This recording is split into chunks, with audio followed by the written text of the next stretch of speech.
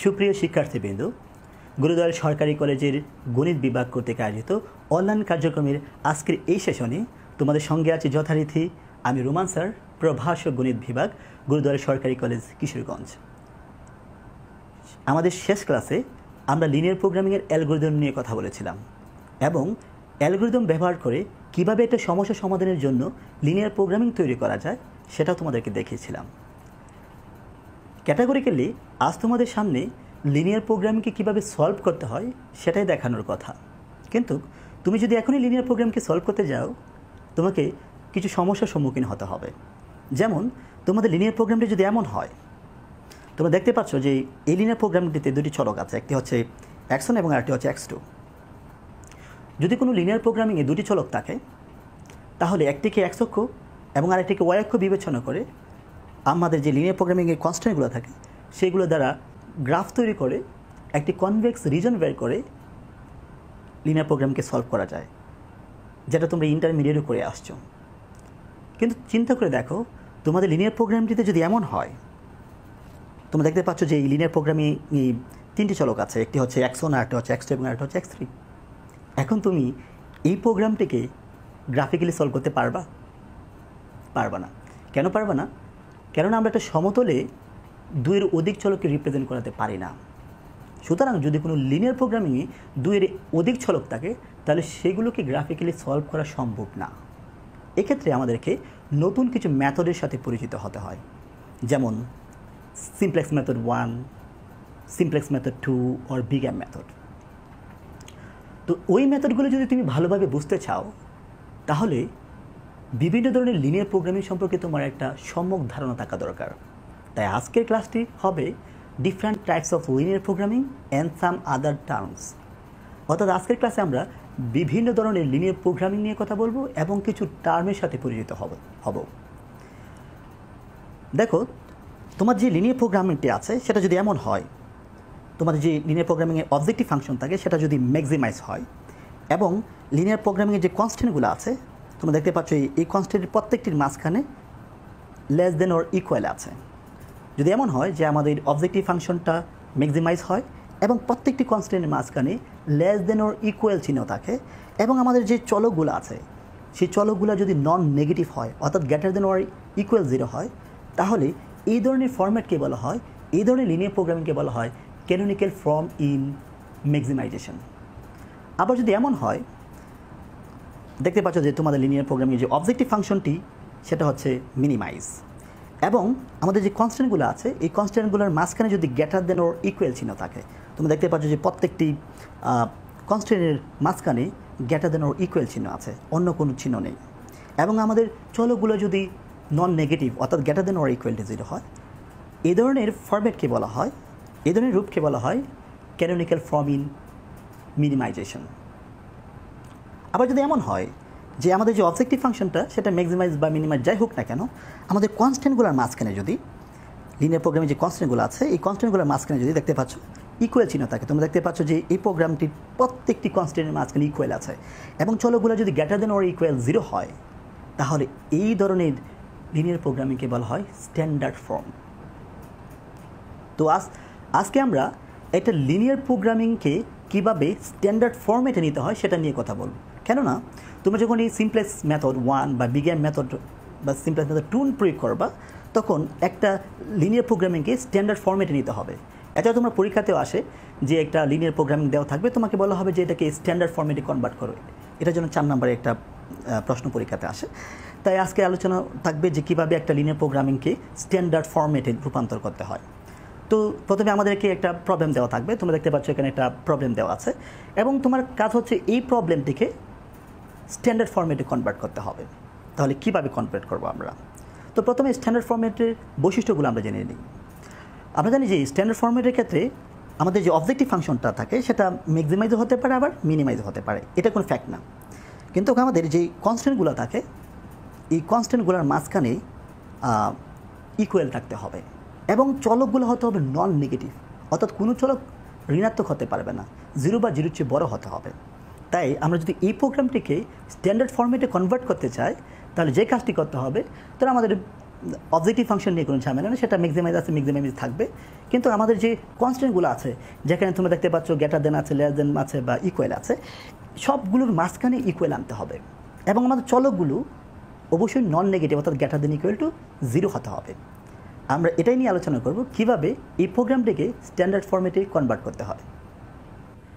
আমরা যদি এই লিনিয়ার ইকুয়েশনটিকে স্ট্যান্ডার্ড ফরম্যাটে রূপান্তর করতে চাই, তাহলে আমাদের প্রথমে কী করতে হবে, আমাদের যে কনস্ট্যান্টগুলো আছে, কনস্ট্যান্টগুলোর মাঝখানে ইকুয়াল আনতে হবে। তোমরা দেখতে পাচ্ছ যে প্রথম কনস্ট্যান্টে লেস দেন ওর ইকুয়াল আছে, দ্বিতীয়টিতে গ্রেটার দেন আছে এবং তৃতীয়টিতে ইকুয়াল আছে। যেহেতু তৃতীয় ইকুয়েশনে ইকুয়াল আছে, সো তৃতীয়টি নিয়ে আমাদের কোনো কাজ নেই। আমাদের কাজ হচ্ছে প্রথমটি এবং দ্বিতীয়টি নিয়ে। প্রথমটির মাঝখানে কী আছে দেখতে পাচ্ছ যে 2x1 + 2x2 - 5x3 less than or equal 2 আছে, অর্থাৎ লেস দেন ওর ইকুয়াল আছে। যদি কোনো একটি অসমতার মাঝখানে লেস দেন ওর ইকুয়াল থাকে, তাহলে এটাকে কীভাবে কনভার্ট করা যায় ইকুয়ালে। যেমন একটা উদাহরণ নিয়ে আলোচনা করলে বুঝতে পারবা। মনে করো যে x less than equal to 10, এক্সের মান 10-এর চেয়ে ছোটো, তাহলে এটার মাঝখানে কীভাবে ইকুয়াল আনা যায়? এক্সের মান 10-এর চেয়ে ছোটো, যত ছোটো তত যদি এক্সের সাথে আমরা যোগ করি তাহলে তো ইকুয়াল লেখা যাবে। যেমন এক্সের মান যদি 7 হতো, তাহলে আমরা কী লিখতে পারতাম? 7 + 3 = 10 লিখতে পারতাম। কিন্তু এক্স যেহেতু চলক, তাই আমরা কোনো ধ্রুব সংখ্যা যোগ করতে পারছি না। তো আমাদেরকে যে কাজটি করতে হবে, এক্সের সাথে একটি চলক যোগ করতে হবে। আর এক্সের সাথে যে চলকটি যোগ করা হয় অসমতাকে ইকুয়ালে রূপান্তর করার জন্য, এটাকে বলা হয় স্ল্যাগড ভেরিয়েবল। আবার বলছি, সেটাকে বলা হয় স্ল্যাগড ভেরিয়েবল। তো আমরা যদি কোনো একটা কনস্ট্যান্টের মাঝখানে লেস দেন ওর ইকুয়াল থাকে এবং এটাকে যদি আমরা ইকুয়ালে কনভার্ট করতে চাই, তাহলে একটা ভেরিয়েবল যোগ করতে হবে, যেটাকে বলা হয় স্ল্যাগ ভেরিয়েবল। যেমন এটাকে ক্ষেত্রে আমরা লিখতে পারি x + s1 = 10। এখানে s1 এর মান কত হবে? সেটা x এর উপর ভিত্তি করে হবে। x এর মান যদি 7 হয়, তাহলে s1 এর মান 3 হবে। আবার x এর মান যদি 10 হয়, তাহলে s1 এর মান 0 হবে। তো x এর মানের উপর ভিত্তি করে হবে। তবে একটা কথা মাথায় রাখতে হবে, এখানে s1 এর মান কিন্তু সবসময় গ্রেটার দেন অর ইকুয়াল 0 হবে। এটা কখনোই নেগেটিভ হতে পারবে না। যদি নেগেটিভ হয়ে যায়, তাহলে কিন্তু x থেকে নেগেটিভ সংখ্যা বিয়োগ করলে কিন্তু আবার কমে যাবে, তখন আর ইকুয়াল লেখা যাবে না। তাই মাথায় রাখবা, x যে আমরা স্ল্যাগ ভেরিয়েবল যোগ করব, সেই স্ল্যাগ ভেরিয়েবলটি সবসময় একটি নন নেগেটিভ সংখ্যা হবে, অর্থাৎ greater than or equal to 0 হবে। তাহলে আমাদের প্রথম যে কনস্ট্যান্ট ছিল 2x1 + 2x2 - 5x3 <= 2, এটার পরিবর্তে আমরা কি লিখতে পারি ইকুয়াল যদি আনতে চাই? 2x1 + 2x2 - 5x3 + s1 = 0 = 2। একইভাবে আমরা যদি দ্বিতীয় কনস্ট্যান্টটি দেখি, দ্বিতীয় কনস্ট্যান্টটি কি আছে? 3x1 - x2 + 6x3 > 1। এটার মাঝখানে যদি গ্রেটার দেন অর ইকুয়ালের পরিবর্তে যদি আমরা ইকুয়াল আনতে চাই, তাহলে কী করব? আবারও আগের মতো একটা উদাহরণ আসা যাক। মনে করো যে x greater than or equal 20, এক্সের মান 20-এর চেয়েও বড়। তাহলে যদি ইকুয়াল করতে চাই, তাহলে কী করতে হবে? 20-এর চেয়েও যত বড় এক্সের মান, তত কী করতে হবে? বিয়োগ করতে হবে। কিন্তু এক্স যেহেতু একটা চলক, তাই আমরা ধ্রুব সংখ্যা বিয়োগ করবো না, ঠিক আগের মতো একটা চলক বিয়োগ করব। কিন্তু আগের মতো এই চলকটি হবে কিন্তু নন নেগেটিভ একটা সংখ্যা, এটা নেগেটিভ হতে পারবে না। কেননা নেগেটিভ সংখ্যা যদি হয়, তাহলে কিন্তু বিষয়টি মাইনাসে মাইনাসে কিন্তু প্লাস হয়ে যাবে।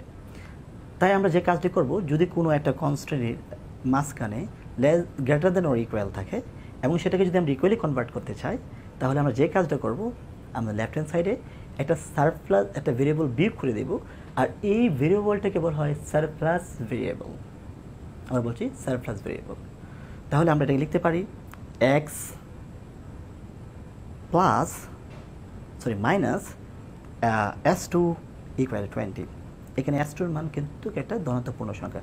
আবার যদি নেগেটিভ সংখ্যা হয়, দেখতে পাচ্ছ যে মাইনাসে মাইনাসে প্লাস হয়ে যাবে, কিন্তু তখন কিন্তু এই পাশটা বড় আরও বড় হয়ে যাবে। তো আমরা এই ইকুয়েশনটিকে যদি 3x1 - x2 + 6x3 > 1টাকে যদি আমরা ইকুয়ালে কনভার্ট করি, তাহলে আমরা কি লিখব? 3x1 - x2 + 6x3 - s2 = 1। এখানে s2 হচ্ছে সারপ্লাস ভেরিয়েবল।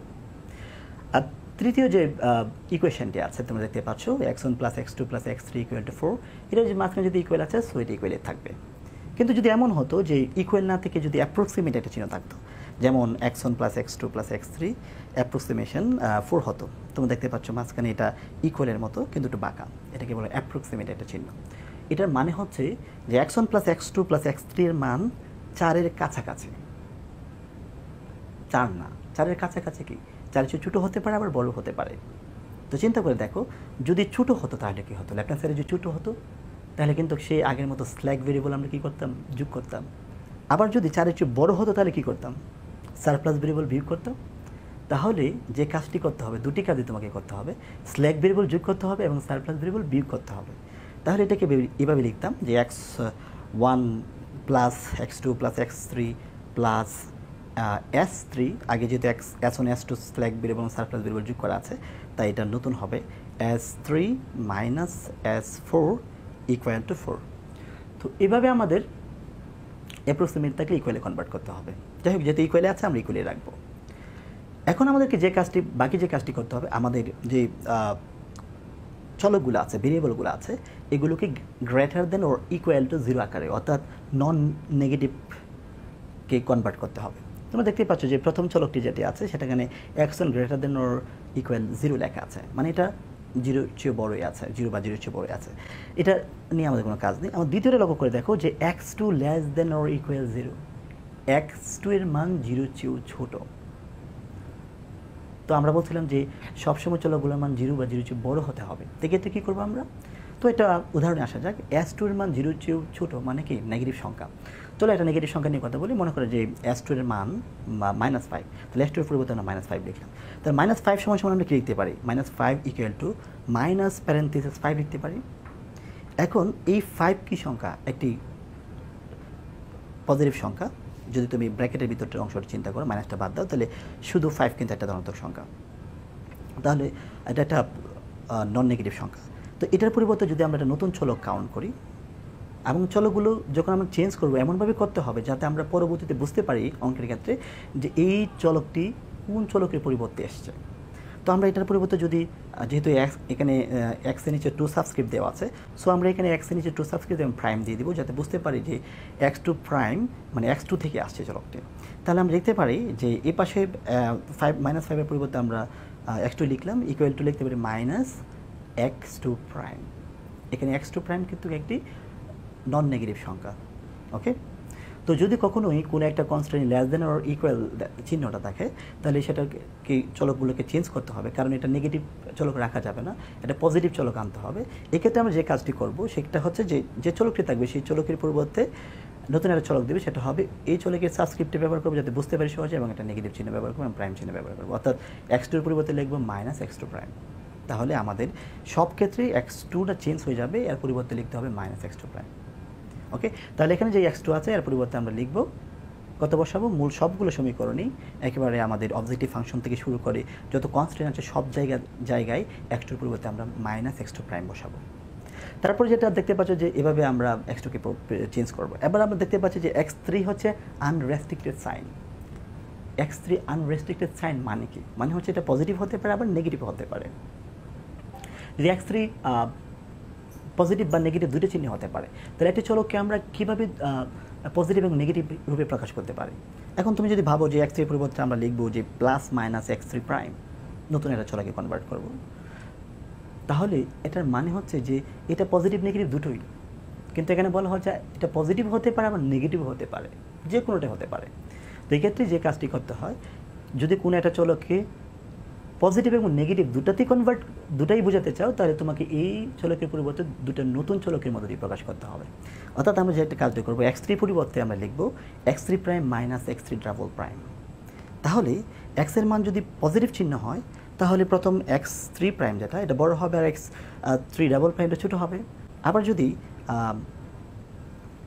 x3 একটা নেগেটিভ সংখ্যাকে রিপ্রেজেন্ট করে তাহলে x3 প্রাইম যেটা এটা হবে ছোটো এবং x3 ডাবল প্রাইম এটা হবে বড় সংখ্যা। তো এভাবে যদি কোনো একটা চলককে আমরা পজিটিভ এবং নেগেটিভ রূপে প্রকাশ করতে চাই তাহলে এটার পরিবর্তে দুটি চলকের অন্তরূপে প্রকাশ করতে হবে, এটা জিনিসটা মাথায় রাখতে হবে তোমাকে। ওকে, আর এখানে যে নতুন চলকগুলো দিলাম x3 prime x3 double prime দুটোই কিন্তু পজিটিভ সংখ্যা, কোনোটা কিন্তু নেগেটিভ সংখ্যা না, মাথায় রাখতে হবে এই জিনিসগুলো। তাহলে আমরা যে কাজটা করবো, x3 এর পরিবর্তে আমরা কী লিখবো, x3 এর পরিবর্তে আমরা প্রত্যেকটি জায়গায় একেবারে অবজেক্টিভ ফাংশন থেকে শুরু করে প্রত্যেকটি কনস্ট্যান্টের জায়গায় আমরা লিখব x3 prime minus x3 double prime. এবার আমরা একটু মানগুলো বসিয়ে দিই। আমরা যে চলকগুলো x21 যেহেতু greater than or equal to 0 এটা আনচেঞ্জ থাকবে, ওইটা সব জায়গাতে একেবারে আমাদের ম্যাক্সিমাইজ প্রথমটা থেকে শুরু করি যে অবজেক্টিভ ফাংশন থেকে শুরু করে সব জায়গাতে এটা আনচেঞ্জ থাকবে। x2 পরিবর্তে আমরা কী বসাবো বলছিলাম মাইনাস x2 প্রাইম। তাহলে আমাদের প্রথম যে অবজেক্টিভ ফাংশন 4x2 এটার পরিবর্তে আমরা লিখব 4 ইন্টু মাইনাস x2 প্রাইম, আর x3 পরিবর্তে আমরা কী লিখব x3 prime minus x3 double prime. তাহলে 3 Times x3 prime minus x3 double prime হবে। সব জায়গাতে এভাবে আমরা x2 এবং x3 কে পরিবর্তন করে লিখব। তাহলে আমাদের যে আজকের যে লিনিয়ার প্রোগ্রামিংটা ছিল সেটা ক্যানোনিক্যাল স্ট্যান্ডার্ড ফরম্যাটে রূপান্তর হয়ে গেল। এভাবে যে কোনো একটা ইকুয়েশনগুলোকে লিনিয়ার প্রোগ্রামকে আমরা স্ট্যান্ডার্ড ফরম্যাটে নিতে পারি। তবে আমরা কাজটি করব, প্রথমে আমরা চলকগুলো নিয়ে কাজ করব, উল্টাভাবে কাজটি করব। যখন কাজ করব তো চলকগুলোর ক্ষেত্রে যেগুলো greater than or equal to 0 আছে সেগুলো আনচেঞ্জ থাকবে, যেগুলো লেস দেন আছে সেগুলোর পরিবর্তে আমরা মাইনাস ওই চলকের প্রাইম ব্যবহার করবো। অর্থাৎ x2 যদি থাকে লেস দেন অর ইকুয়াল 0 তাহলে x2-র পরিবর্তে আমরা লিখব মাইনাস x2 প্রাইম।